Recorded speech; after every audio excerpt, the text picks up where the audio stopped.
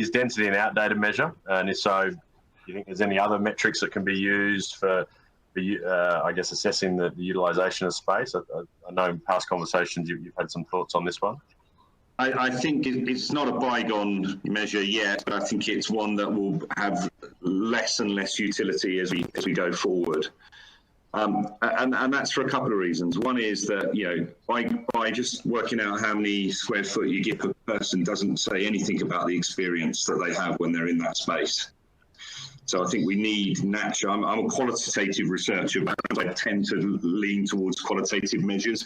But I think some sort of measure of workplace experience is going to be really important in understanding how effective the corporate real estate portfolio is.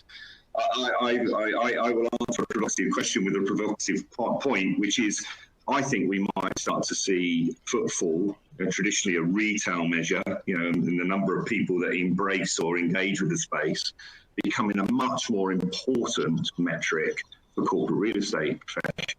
You know, if the world of work is more transient, more flexible, more fluid, our relationship with the office becomes more fluid, then surely it's right to be measuring the effectiveness of our real estate portfolio on how many people engage with it and for how long. And therefore, smart technology, barrier technology, which can give you that engagement piece, will be part of the mix. So, you know, I think it's another metric in the toolkit. One thing I would say about metrics is there's going to be growing scrutiny about corporate real estate from business leaders. There's no doubt about that. I mean, you know, we've stopped short of where we can. If you think back to the last major global crisis we had, which was the GFC, the default position on real estate was lose it. Lose as much of it as you can, slash and burn. We haven't gone there this time round. But where we have gone is, okay, if we're going to have real estate, let's make sure we invest in it, and then let's look at return on investment.